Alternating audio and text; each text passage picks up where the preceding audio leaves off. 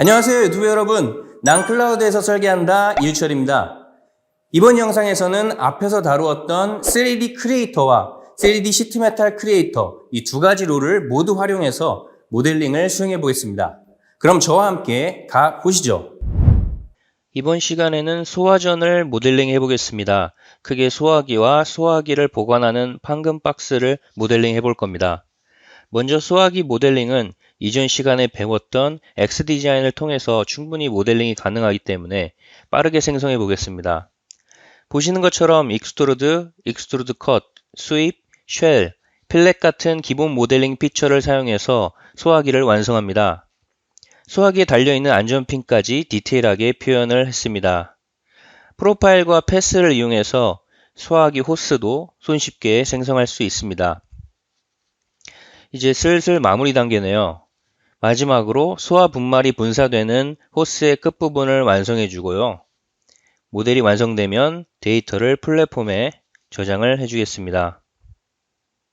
그런데 그냥 기본 색상으로 하면 실제와 같은 느낌이 들지 않기 때문에 실제 제품처럼 한번 색상을 변경해 보겠습니다. 그러면 전체 어셈블리가 완성됐을 때 좀 더 실제 같은 느낌이 들 겁니다. 이제 왼쪽에 있는 피처 매니저에서 어셈블리 구조를 만들어 보겠습니다.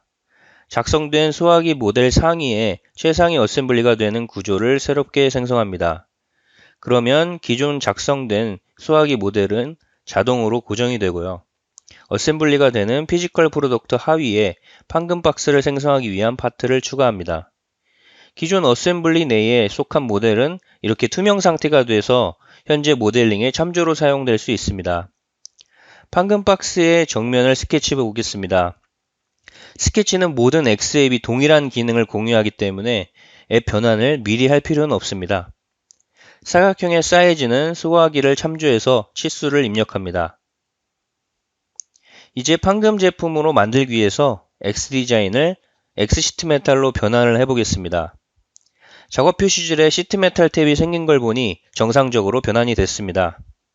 월 피처를 사용해서 스케치한 사각형을 판금 제품으로 변환해 줍니다. 두께나 굽힘 반경과 같은 판금 파라미터도 설정해 줘야겠죠. 스케치면에서 100mm 정도 떨어진 곳에 판금 제품을 생성할 것이기 때문에 오프셋 값을 입력해 줍니다.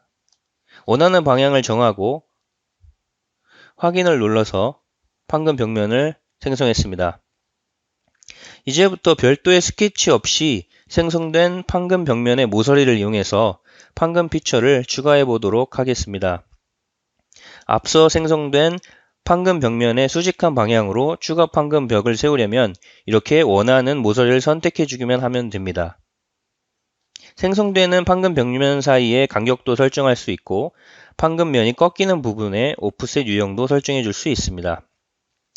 판금 박스 끝부분의 마감을 위해서 모서리를 선택하고 추가적인 판금 벽면을 생성합니다.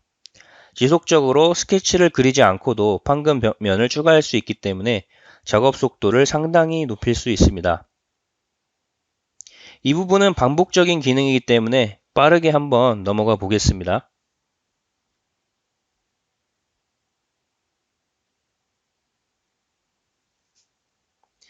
그리고 안쪽에도 다시 판금 벽면을 선택해서 판금 박스의 도어를 지지할 수 있도록 다시 한번 판금 벽면을 생성해 줍니다.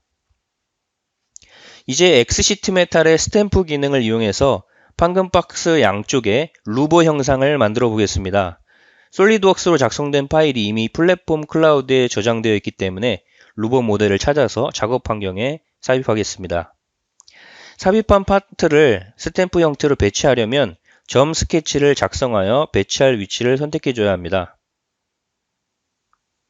판금 박스 측면을 스케치 평면으로 지정을 하고 점 하나를 그려주겠습니다. 구속 조건을 부여하고 치수를 입력해서 정확한 위치를 지정합니다.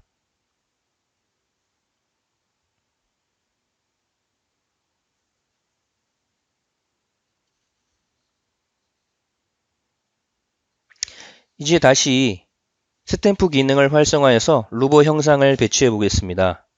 루버는 공기가 외부로 배출되는 통로이기 때문에 개방면을 선택해 줘야 합니다.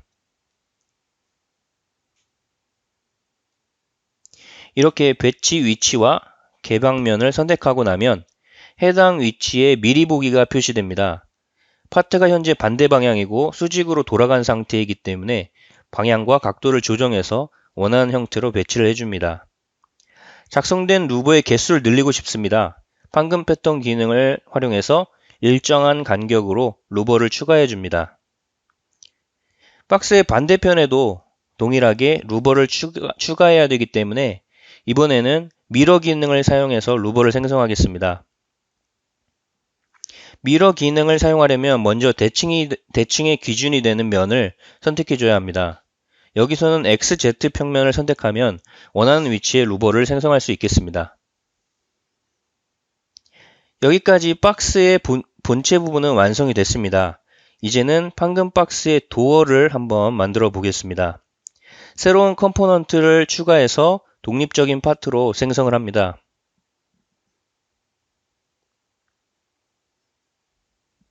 앞서 작성된 박스의 본체의 면을 스케치 평면으로 선택을 해서 스케치를 하겠습니다.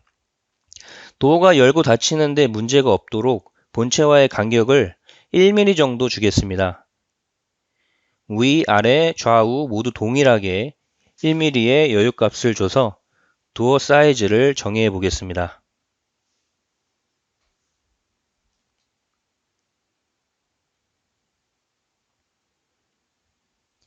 작성된 사각형 스케치를 1mm 두께의 판금 벽면으로 변환하겠습니다.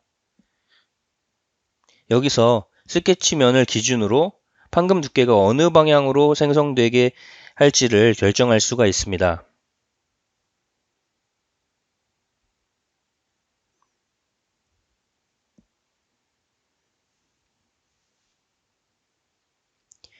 박스 도어의 측면 또한 접어서 마감 처리를 해줄 필요가 있습니다.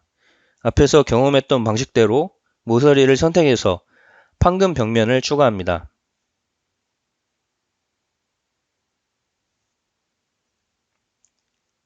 돌출시킨 벽면 사이에 틈은 0.2mm 간격을 뒀습니다.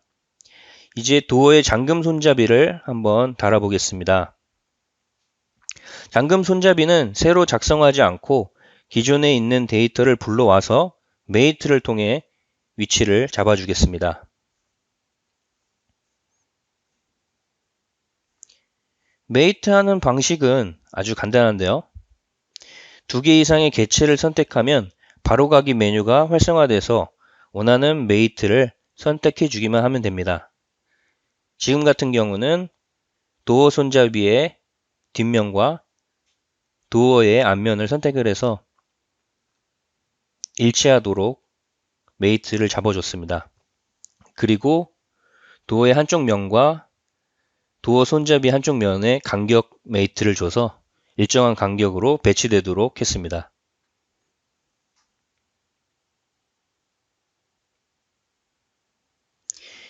이제 숨겨놓은 파트를 다시 보이게 하고 마지막으로 도어의 앞면을 뚫어서 소화기가 바로 보이도록 해주겠습니다.